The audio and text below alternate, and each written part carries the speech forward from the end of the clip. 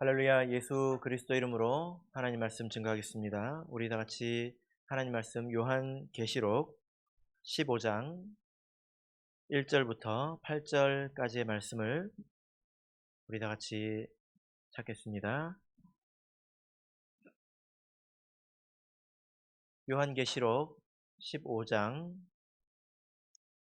1절부터 8절까지의 말씀을 저와 여러분이 한 절씩 교독하도록 하겠습니다. 1절. 또 하늘에 크고 이상한 다른 이적을 보매 일곱 천사가 일곱 재앙을 가졌으니 곧 마지막 재앙이라. 하나님의 진노가 이것으로 마치리로다.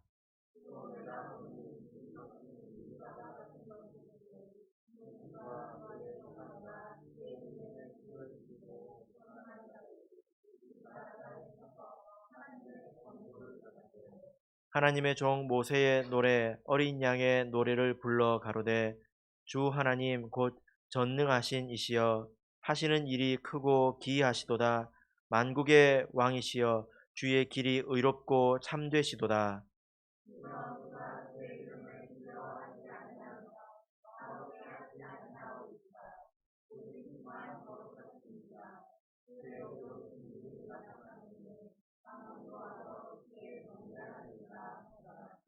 또 이 일 후에 내가 보니 하늘의 증거 장막의 성전이 열리며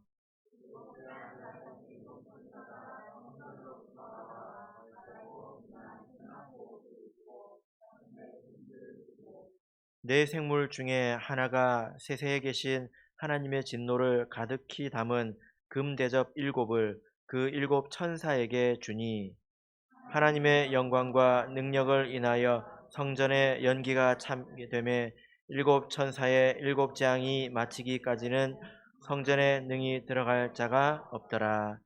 아멘. 네, 오늘 이 시간은 일곱 재앙 곧 마지막 재앙이라 라는 제목으로 하나님 말씀을 증거하겠습니다. 우리가 그동안 배운 말세의 경륜, 말세에 있는 하나님의 계획을 간단하게 정리해 보자면 그 마지막에는 재앙이 있다는 것을 우리가 알 수 있습니다. 6장 1절에서 백마가 출현을 했죠. 그죠? 이것은 말세에 참교회가 이 땅에 건립되는 것을, 성령의 인치심으로 건립되는 것을 말합니다. 이제 두 번째, 세 번째, 네 번째 인을 거쳐서 다섯 번째 인의 때에 우리 성도의 신앙이 완성되는 것을 우리가 볼 수 있습니다. 우리 성도들의 인생, 신앙이 완성되고 이 땅에 교회가 완성되고 나면 그럼 예수님이 오시느냐? 그렇지 않다는 거예요. 그렇게 되면 예수님이 오셔야 될 것 같잖아요. 그게 아니에요. 성도들의 신앙이 완성되고 나고 나면 여섯 번째 인이 아직 남아 있는데 그때 어떤 일이 있을까요? 자, 우리 가서 한번 볼까요? 요한계시록 6장 12절. 다섯째 인의 때에 우리 성도의 인생이, 신앙이 완성이 됩니다. 6장 12절을 같이 읽겠습니다. 시작. 내가 보니 여섯째 인을 떼실 때에 큰 지진이 나며 해가 총담같이 검어지고 온 달이 피같이 되며. 예. 여섯째 인을 뗄 때 어떤 일이 일어나죠? 이런 일들은 어떤 일이냐? 17절 읽겠습니다. 시작. 그들의 진노의 큰 날이 이르렀으니 누가 능히 서리요 하더라. 예. 어떤 날이 이르렀다고요? 진노의 큰 날. 예. 진노의 큰 날이 이르렀다라는 것입니다. 여기서 말하는 진노의 큰 날은 지옥 심판을 말하는 게 아닙니다. 지옥 심판을 말하는 것이 아니라 마치 노아의 홍수와 같은 건데요. 생각을 여러분 한번 해보십시오. 구원받는 사람이 그때 이 세상에 8명 있었잖아요. 노아의 한 가족 8명 있었습니다. 그 사람들이 방주 속에 다 들어가고 나면 이후에 어떤 일이 있었습니까? 40일 동안 비가 내렸고 온 세상이 물로 가득 차서 150일 동안을 이 땅에 창일했다. 이렇게 성경은 말씀하고 있습니다. 마치 그와 같은 거예요. 구원받은 사람이 다 모이고 다 완성되고 난 이후에 이 세상을 심판하는 그런 일들이 있다라는 것입니다.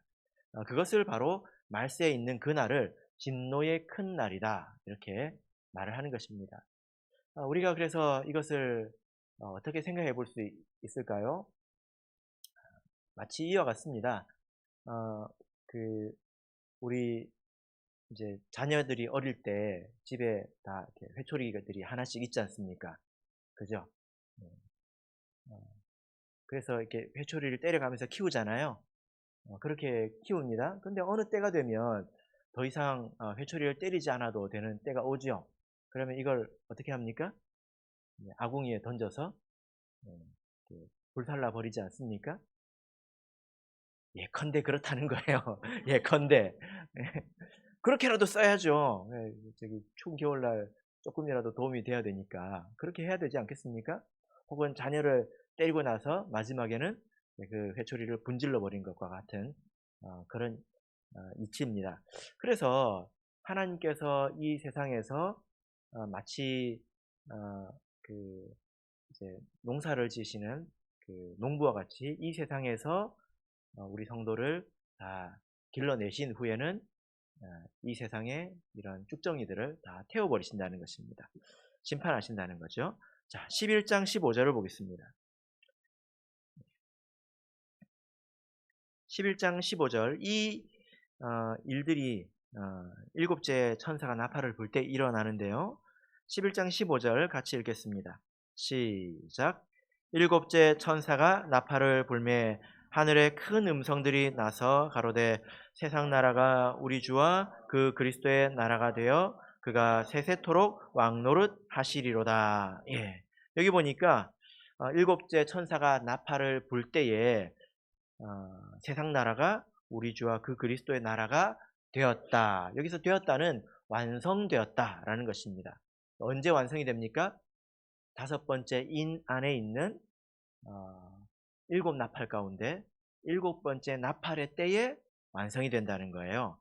일곱 번째 나팔의 때에 완성이 되었습니다. 이렇게 완성이 되면 이제 어떤 일이 생겨야 됩니까? 심판하는 일이 있어야 된다고 했죠? 그죠? 자, 18절을 보겠습니다.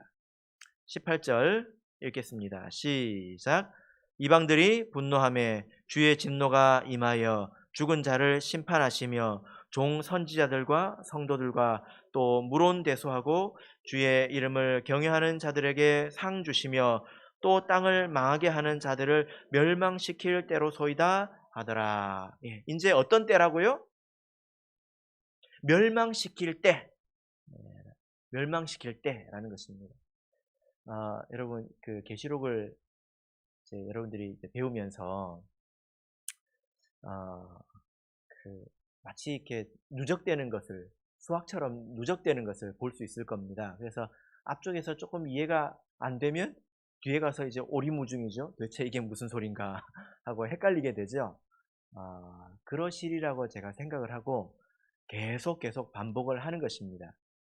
그래서 어떤 마음속에 지식이 담기게 되니까 포기하지 마시고 따라오시면 됩니다. 지금도 계속 이걸 반복하고 있잖아요. 그죠? 그래서 하나님께서 구원하실 사람들을 다 구원하시고 나면 어떤 일이 있다고요? 네, 심판하는 일이 있다고요.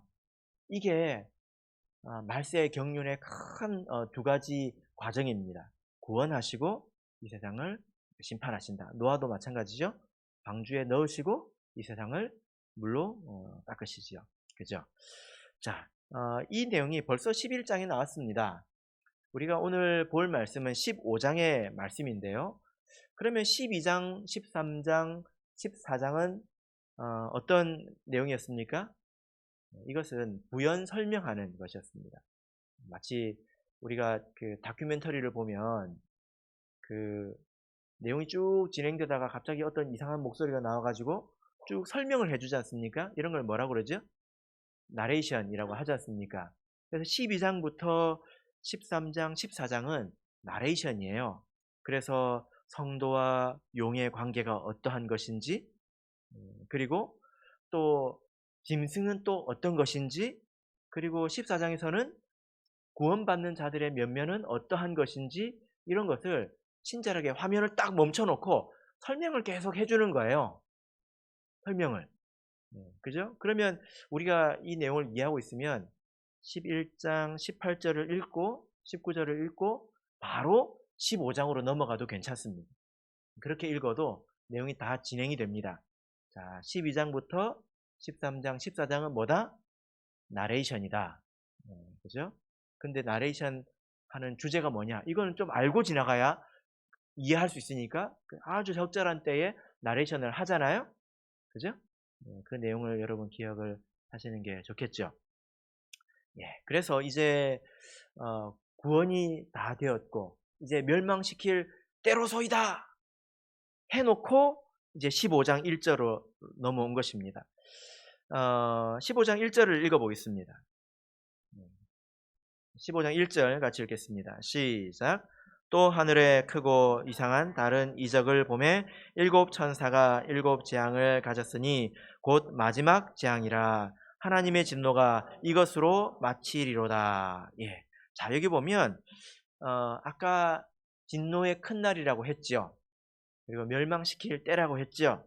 근데 여기서는 그것을 똑같은 내용이지만 그것을 일곱 재앙이라고 표현하고 있습니다. 뭔가 일곱 그러면 완전한 느낌이지 않습니까? 성경에서 일곱 그러면 완전한 거거든요.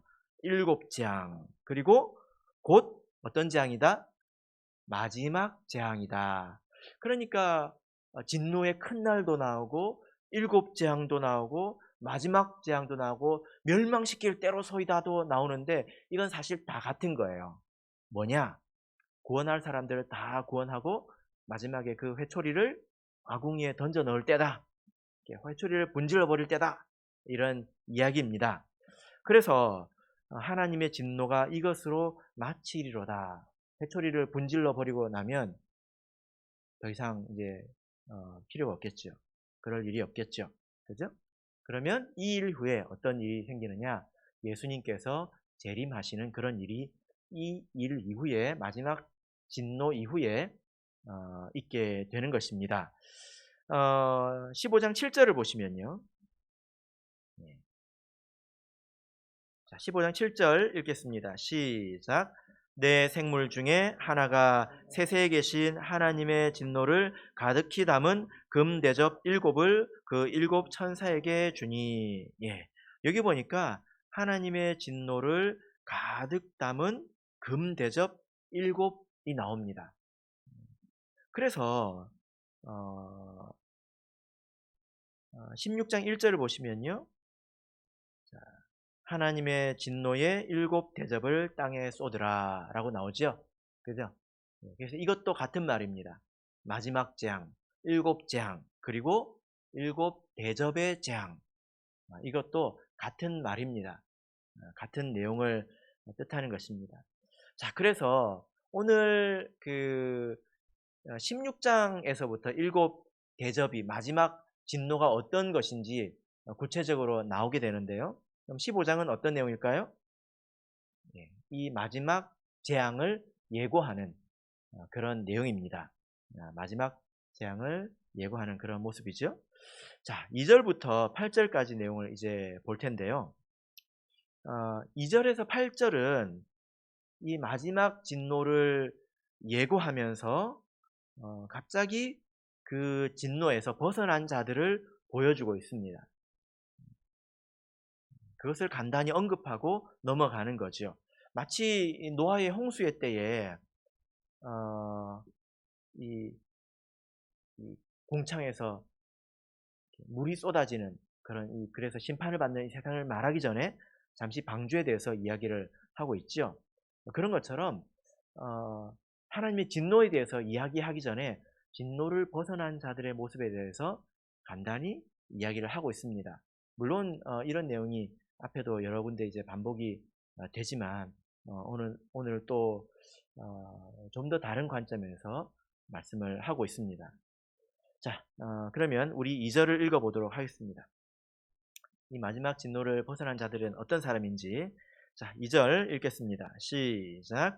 또 내가 보니 불이 섞인 유리바다 같은 것이 있고 짐승과 그의 우상과 그의 이름의 수를 이기고 벗어난 자들이 유리바닷가에 서서 하나님의 검은 고를 가지고.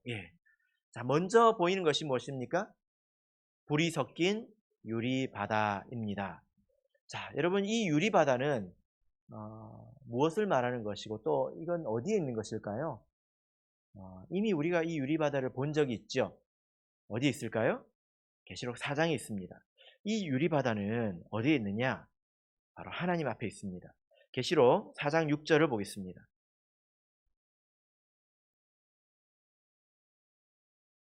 자, 요한계시록 4장 6절 읽겠습니다. 시작. 보좌 앞에 수정과 같은 유리 바다가 있고 보좌 가운데와 보좌 주위에 네 생물이 있는데 앞뒤에 눈이 가득하더라. 예, 여기 말하는 보좌는 하나님의 보좌를 말합니다. 근데 그 하나님의 보좌 앞에 무엇이 있습니까? 수정과 같은 유리 바다가 있다. 라는 거죠. 이 유리 바다는 하나님 앞에 있는 그런 성도들이 영적인 상태를 말한 것입니다. 그들의 영혼이 굉장히 조용하고 평안하다, 고요하다라는 것을 말하고 있습니다. 그런데 오늘 15장에 이르러서 마지막 이제 구원의 때에 그 성도들이 어디에 있느냐? 불이 섞인 유리바다와 같은 것이 있다는 것입니다. 그러니까 원래는 수정과 같은 것이었는데 이제는 불이 섞였다라고 좀 표현이 좀 바뀌었죠. 그죠? 네. 여러분 이것을 우리가 어떻게 이해할 수 있을까요? 여전히 유리바다인데 이제는 불이 섞여 있다는 것입니다. 그럼 이것은 우리가 어떻게 이해를 할 수 있을까요? 불이라고 하는 것은 시련이나 혹은 심판을 말하는 것입니다. 특별히 오늘 이 본문에서는 시련을 말하는 것인데요. 여러분 우리 성도들의 삶이 그렇지 않습니까? 여러분 예수님께서 이런 말씀을 하셨죠. 이 말씀을 읽으시면 이해가 되실 겁니다. 마가복음 10장을 보겠습니다. 마가복음 10장 29절에서 30절.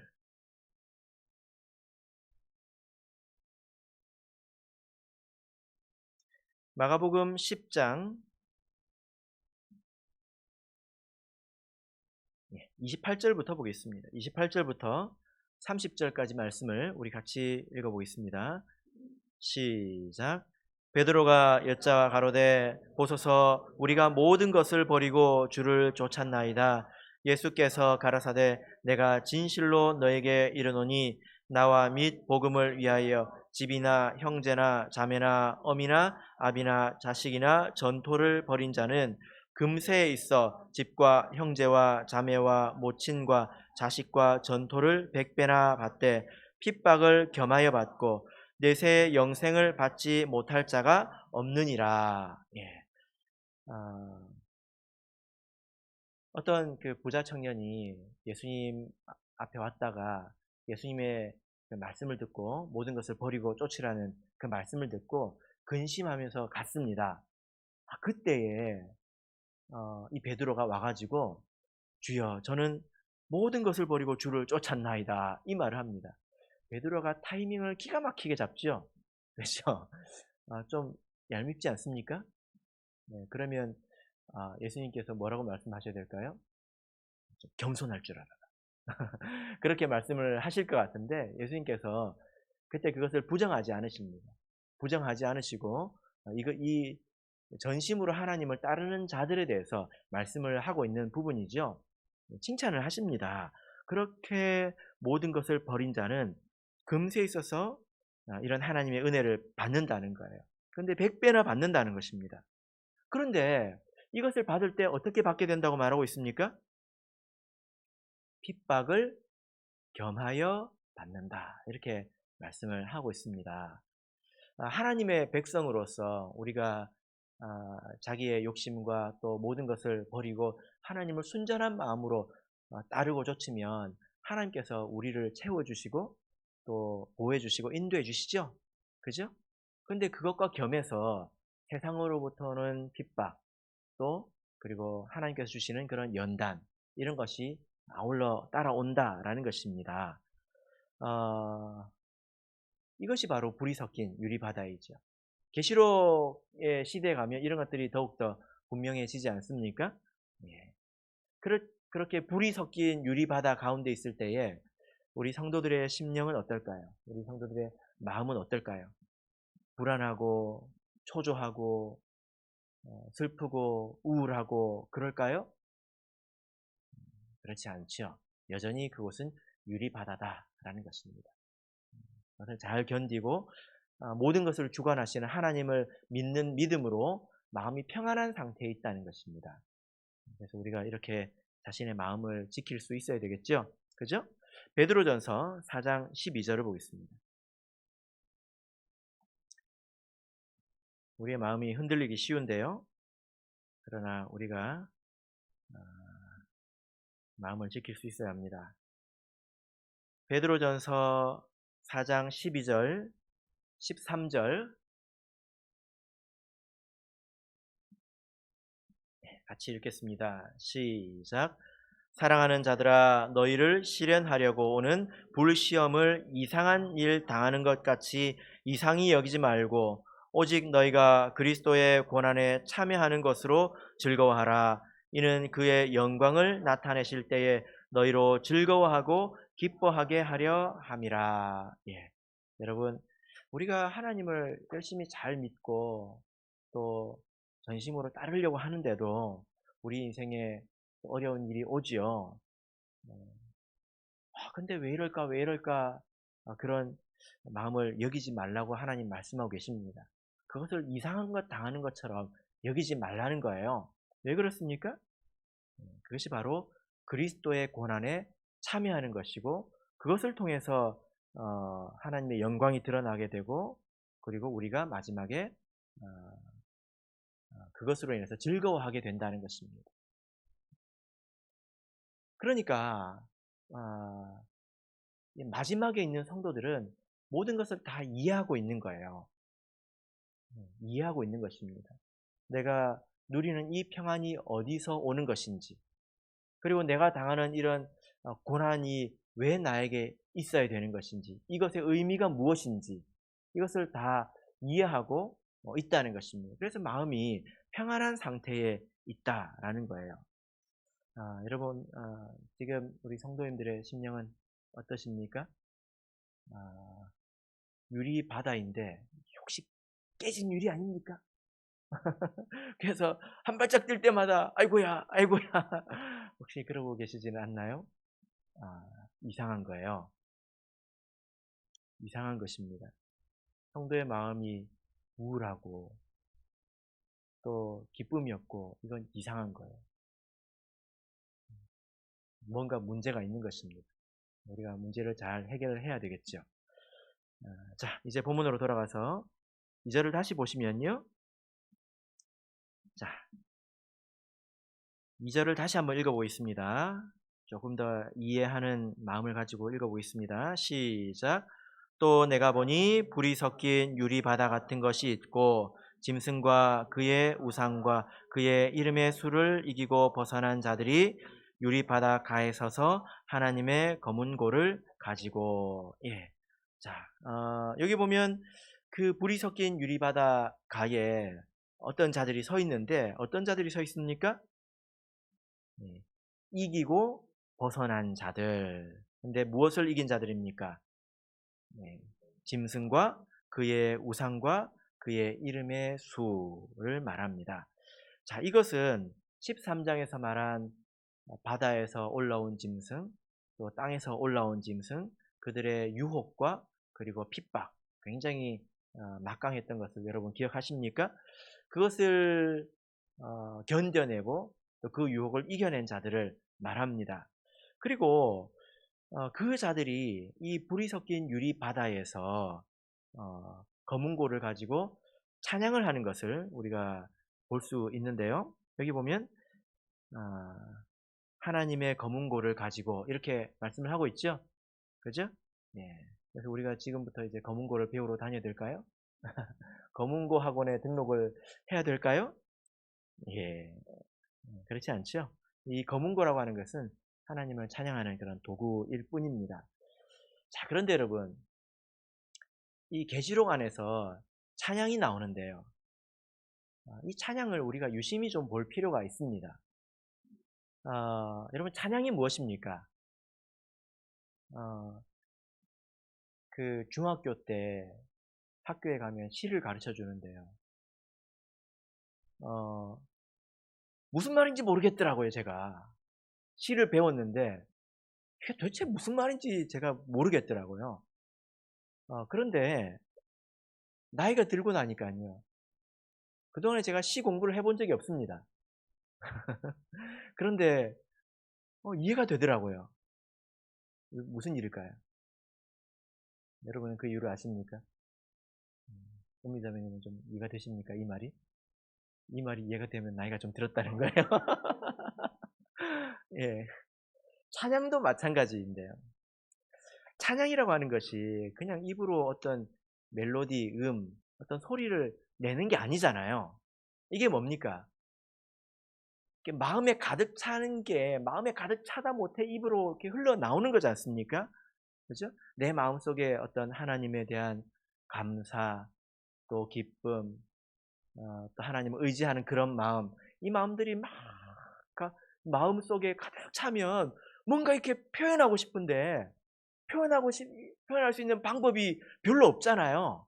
이 마음에 굉장히 묘하고 그리고 이게 또 그 아름다운 것들을 표현하고 싶은 그런 방법이 잘 없잖아요. 그래서 사람들이 시도 쓰고 음악도 하고 그런가 봐요. 그죠? 그게 바로 찬양이거든요. 그 마음을 아름다운 시로 그리고 곡조를 붙여서 흘러나오는 게 뭡니까? 이게 찬양이거든요. 그죠? 어 우리 그 여러분들의 마음속에는 어떤 찬양이 울려 퍼지고 있습니까? 내가 어떤 찬양을 주로 이렇게 부르고 또 좋아하는지 여러분 한번 좀 생각을 해 보십시오.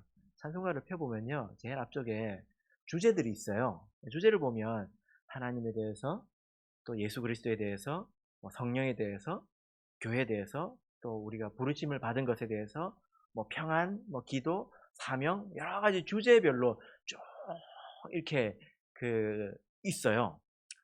다 이제 부를 만한 그런 찬양이죠. 제가 예전 그 학생 시절에 이렇게 생각을 해 보면 어 그냥 불렀던 것 같습니다. 이게 마음속에서 깊이 이해된다기보다는 그냥 불렀던 것 같아요. 그래서 찬송가는 좀 부르기 힘들었던 것 같습니다. 왜냐? 찬송가는 왠지 부르기 힘들어요. 목이 좀 많이 아프죠. 그죠? 우리 그 청년들 보면 제가 마음을 조금 알 것 같습니다. 찬송가를 부를 때는요 립싱크를 많이 합니다. 조금 식상하거든요. 근데 새로운 복음성가, 그 신선한 멜로디 이것이 담겨져 있는 곡들이 나오면 우리 청년들이 끌려합니다. 근데 우리 어르신들은 숨이 차서 못 따라 부르죠. 네, 여러분 참된 찬양은 어떤 것일까요? 자, 우리가 계시록에 있는 이 찬양을 이렇게 보면 이것이 찬양의 기초인 것을 우리가 알 수 있습니다. 자, 계시록을 보면 검은고라는 말이 이렇게 3번 나오는데요. 우리가 그중에 2번만 볼 거예요. 먼저 5장을 보겠습니다. 5장 8절부터 10절 볼 텐데요. 아, 자, 읽겠습니다. 시작. 책을 취하심에 네 생물과 24 장로들이 어린 양 앞에 엎드려 각각 검은고와 향이 가득한 금 대접을 가졌으니 이 향은 성도의 기도들이라 새 노래를 노래하여 가로되 책을 가지시고 그 인봉을 떼기에 합당하시도다. 일찍 죽임을 당하사 각 족속과 방언과 백성과 나라 가운데서 사람들을 피로 사서 하나님께 드리시고 저희로 우리 하나님 앞에서 나라와 제사장을 삼으셨으니 저희가 땅에서 왕노릇 하리로다 하더라. 예. 우리가 방금 지금 찬송가 한 곡을 부른 거예요. 아, 근데 제가 이렇게 그 설교를 하다 보면 묘한 걸 느낄 때가 있습니다. 뭐냐면요. 어, 여러분 공명이라는 단어 아십니까? 공명? 예.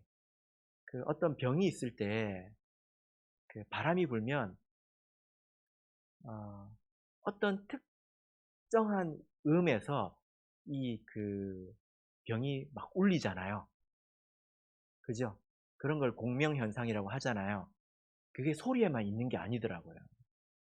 제가 이렇게 하나님 말씀을 다 이렇게 전하면 이 말씀이 쫙 가지 않습니까? 그럼 여러분들이 다 하나의 병이에요. 그래서 어떤 사람들은 그게 탁 지나갈 때 막 울리는 게 제가 느껴집니다.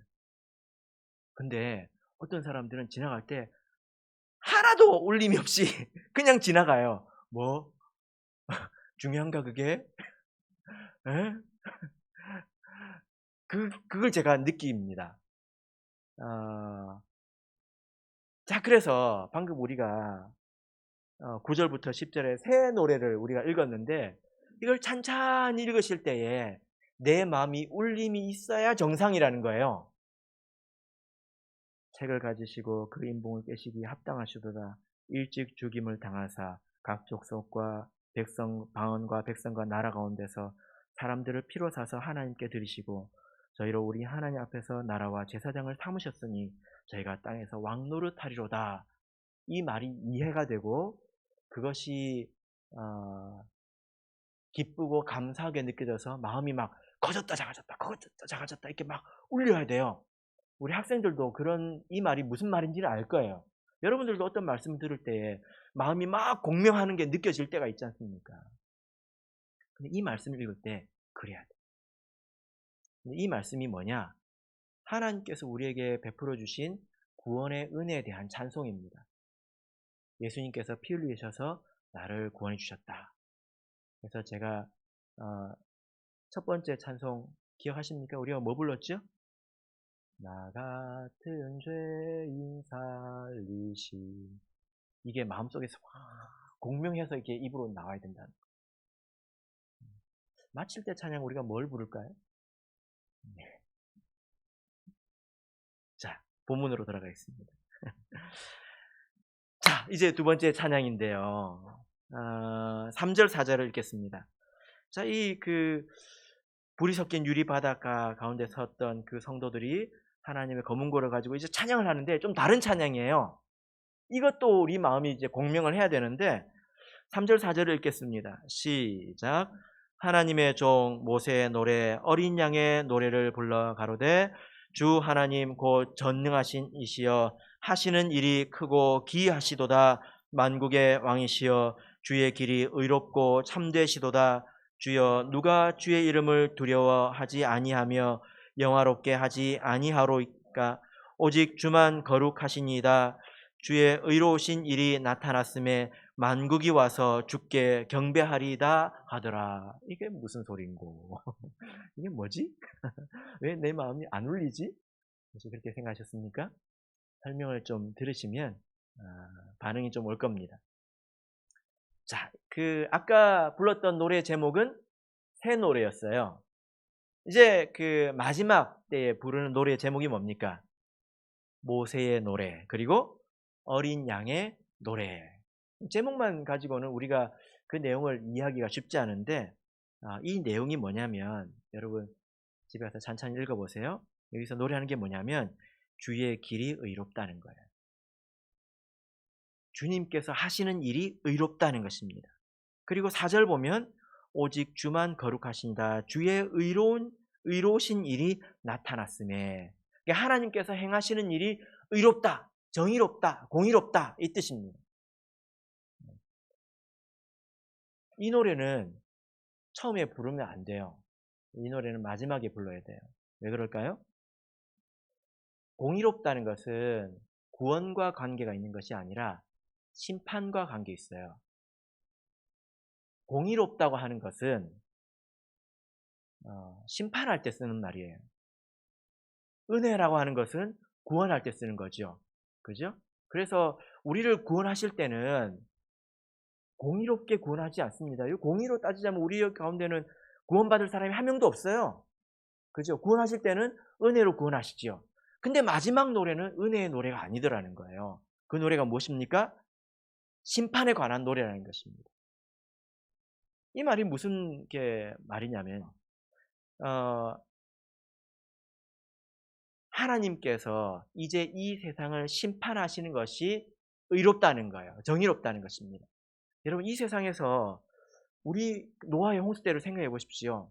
그때도 인구가 제법 됐을 거예요. 인류학자들의 이제 조사를 따르면 인구가 제법 됐을 것입니다. 근데 8명만 빼놓고 다 이렇게 죽이는 것이 어, 정의롭습니까? 이 세상에서 우리 마지막 참교회 성도들 빼놓고 다 불로 심판하시는 것이 정의롭습니까? 이게 우리 성도들의 마음에서 노래가 되어서 나와야 된다는 거예요. 그러면 뭐가 되어야 되겠습니까? 정의를 노래하려면 적어도 내가 정의로워야 될 거 아니에요. 내가 의로워야 될 거 아니에요. 그죠? 나란 사람이 이제 좀 준비가 됐다는 것입니다. 자아의식이 그렇다는 거예요. 내가 여전히 죄투성이인데 하나님의 정의를 노래할 수 있겠습니까? 안 되겠죠. 그렇지 않습니까? 그리고 이 정의를 노래한다고 하는 것은 세상이 얼마나 타락했는지 그 타락의 깊이를 안다는 거예요. 세상을 보고 그냥 번드르르한 그런 모습을 보고 반하고 그냥 좋아하고 끌리고 그런 것이 아니라 그 이면에 있는 그들의 본질이 얼마나 타락했고 하나님을 얼마나 욕되게 하고 그런 것을 안다는 것입니다. 그리고 하나님께서 그들에 대해서 얼마나 인내해 주셨는지 충분히 알고 있다는 거예요. 그래서 하나님, 이쯤 돼 하나님께서 심판하시는 것이 틀리지 않습니다. 하나님은 싹쓸이 해도 깨끗이 청소해도 하나님은 정의로우십니다. 이게 노래가 되어서 나오려면 어떠해야 될지 여러분 한번 생각해 보십시오. 여러분들께서도 가끔 뉴스를 보거나 뭐 이러면 되게 못된 사람들 이렇게 나오잖아요. 그죠? 그래가지고 그런 사람들이 몇 년에 걸쳐가지고 도망을 댕기다가 결국 이제 국민적인 그런 공분을 샀던 사람들이 딱 잡히면 사람들이 어떻게 합니까? 아이고 하고 박수 치잖아요. 네? 이런 걸 말하는 것입니다. 전 세상이 멸망치는데 박수 치실 수 있겠습니까? 그러잖아요. 박수 치실 수 있겠습니까? 그 속에 내 가족이 있을 수도 있어요. 할 수 있으시겠습니까? 근데 계시록에서 방금 제가 2개의 찬양을 찾았는데요. 첫 번째 찬양을 부르고 구속의 역사가 시작이 됩니다. 5장에서 나왔고 6장부터 이제 구원의 역사가 시작이 되죠. 그리고 성도가 심판의 노래를 부르는 것으로 구속의 역사는 끝나고 심판의 역사가 시작됩니다. 그래서 찬양으로 시작하고 찬양으로 끝나고 이런다는 거예요. 찬양이 중요하죠. 그래서 이 2 찬양은 우리가 꼭 알아야 될 찬양입니다. 그래서 요즘 나온 신곡들은 숨차는 곡들은 잘 몰라도 괜찮은데 이 2 곡은 알아야 돼요. 첫 번째는 은혜에 대한 찬양입니다. 두 번째는 공의로운 심판에 대한 찬양입니다. 자, 이제 5절을 읽겠습니다. 5절 읽겠습니다. 시작. 또 2일 후에 내가 보니 하늘의 증거 장막의 성전이 열리며, 여기 보면 뭔가 환상을 보기 전에 어떤 표현이 나오는데요. 이 표현은 11장에서 나온 표현과 동일합니다. 그런데 이전에는 성전이 열렸다, 성소가 열렸다 이렇게 말씀을 하고 있는데 여기서는 증거 장막이 열렸다 이렇게 표현을 하고 있죠. 그죠? 여러분 구약 시대의 성소를 부르는 호칭이 여러 개 있는 거 아십니까? 성막, 또 회막, 또 증거막. 같은 걸 놓고 이렇게 부르는데 회막은 왜 회막이라고 했을까요? 회색 그러려고 하신 분 있습니까? 아니죠. 거기가 모이는 곳이기 때문에 회막이었어요. 성막은 왜 성막이라고 할까요? 하나님이 계신 거룩한 곳이기 때문에 성막이라는 거예요. 증거막은 거기서 하나님의 말씀이 나왔거든요. 그죠?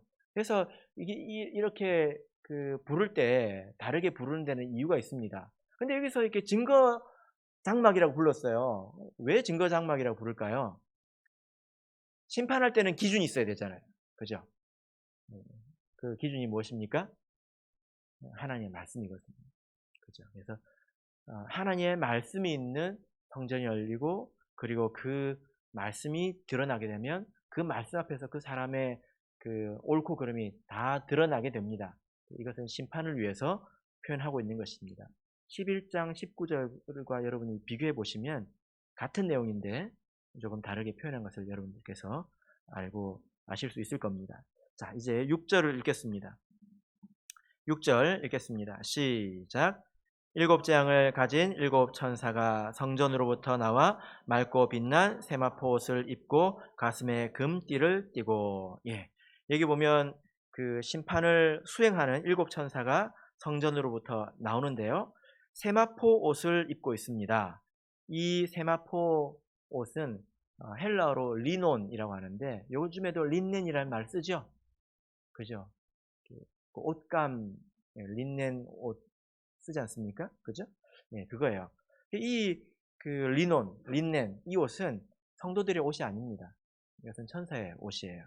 우리 성도가 입는 옷은 기억하십니까? 히마티온, 세례를 받고 있지요.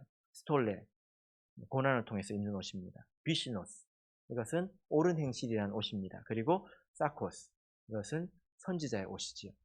네, 이 정도 말씀드리고 넘어가겠습니다.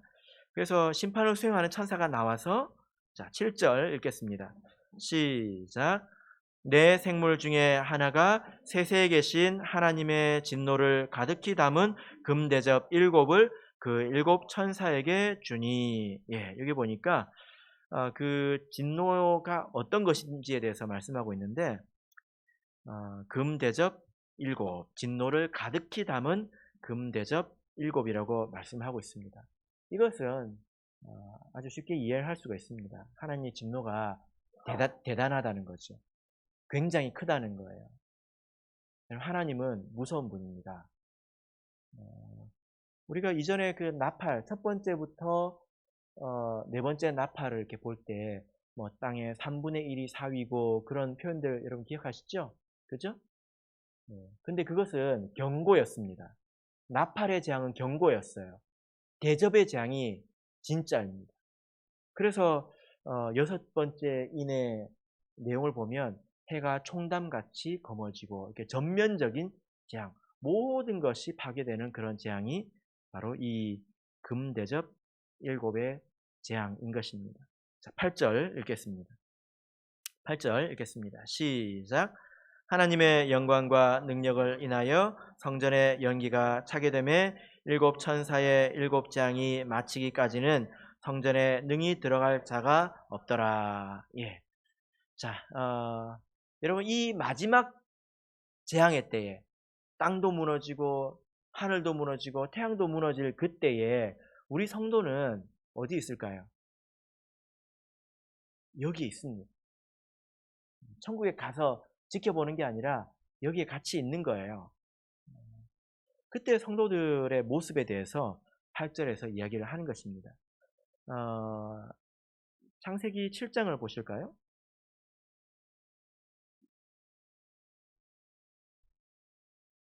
창세기 7장 26절입니다. 심판의 때는 서로 통하는 것이 있죠.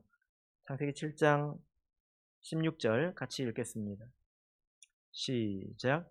들어간 것들은 모든 것의 암수라. 하나님이 그에게 명하신 대로 들어가매 여호와께서 그를 닫아 넣으시니라. 여러분, 그 노아의 방주가 만들어지고 그 속에 모든 호흡하는 모든 동물들이 다 들어갔죠. 그 안에 티라노사우루스도 들어갔을까요? 네? 들어갔을까요?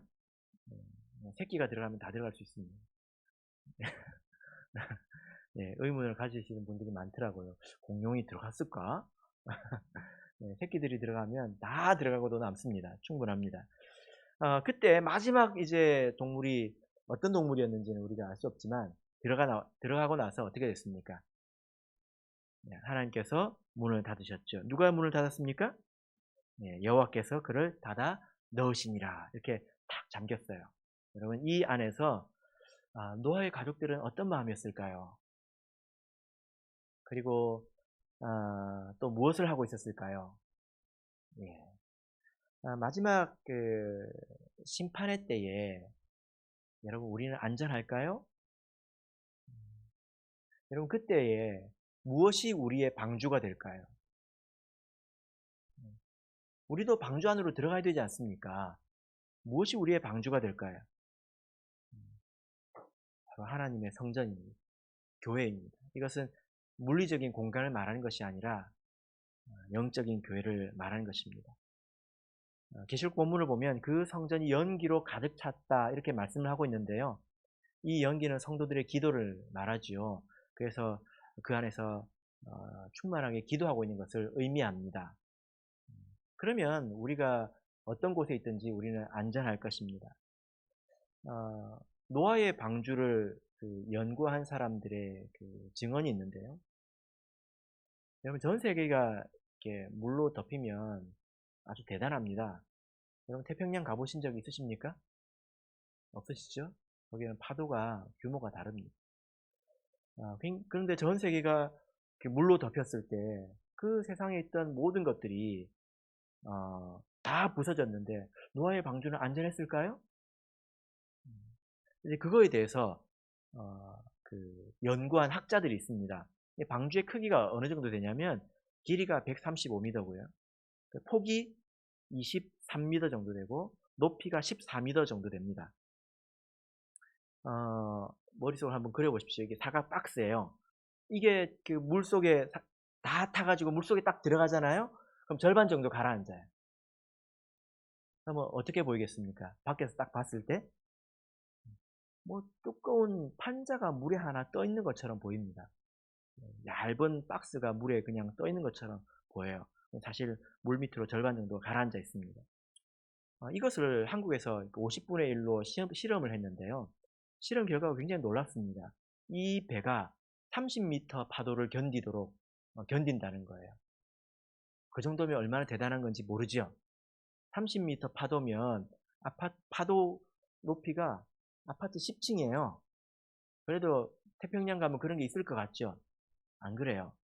2018년 남반구에 바다가 많잖아요. 남반구에서 가장 큰 파도가 관측이 됐는데 그 파도가 높이가 23m예요. 제일 잘 없는데 100년에 한 번 오는 파도, 그런 파도가 관측이 됐는데 그게 23m입니다. 근데 노아의 방주는 30m도 견디도록 설계가 됐습니다. 안전하죠? 하나님께서 시킨 대로 하면 안전합니다. 그래서 여러분 하나님께서 정하신 이 미래에 대해서 이 땅이 진노받는 것에 대해서 우리가 어떻게 할 방법이 없어요. 세상에 있는 사람들은 돈이 있어서 뭘 합니까? 이런 거 보셨습니까? 핵전쟁에 대비해서 땅속에 그 벙커를 파가지고 지하 벙커를 파서 그 속에 어떤 세계를 만들어 놓고 몇 년치 음식을 그 안에 보관하고 절대적으로 안전하다고 그렇게 안심하고 있는 사람들이 있는 거 아십니까? 우리 같은 서민은 그렇게 못하지요. 반지하 방에는 살아도 지하 벙커는 없잖아요. 그죠? 그런데 그런 것도 마지막 시대는 안전하지 않습니다. 무엇이 안전합니까? 하나님께서 말씀하신 대로 우리가 살아갈 때에 우리는 그 안에서 보호를 받는 거예요. 그 안에서 우리는 안전합니다. 노아의 방주가 그래서 그 심판을 견뎌내었기 때문에 하나님 말씀대로 우리가 살아간다면 우리가 이 땅이 꺼지고 하늘이 사라지더라도 우리는 안전하지 않겠습니까? 여러분 그때 우리가 어디 있어야 될까요? 방주 안에 있어야 될까요? 밖에 있어야 될까요? 대답하기가 너무 어렵죠. 어디 있어야 될까요? 당연히 방주 안에 있어야죠. 그렇지 않습니까? 그래서 마지막 이 심판을 피한 자들처럼 짐승의 그 유혹들을 우리가 이겨내십시다. 그리고 비록 우리 인생에 고난이 찾아오더라도 불이 섞인 유리바다에 있는 것처럼 내가 그걸 다 소화할 줄 알아야 돼요. 그리고 입에는 찬양이 있어야 되죠. 그죠? 찬양은 두 곡은 알아야 합니다. 첫 번째는 새 찬양, 두 번째는 모세의 찬양, 곧 어린 양의 찬양. 이것은 심판에 관한 찬양입니다. 바로기는 우리 모든 성도님들께서 이 말씀을 깊이 깨우치셔서 방주 안에서 만나게 되시기를 예수 그리스도 이름으로 축복합니다. 우리 다 같이 찬송하겠습니다.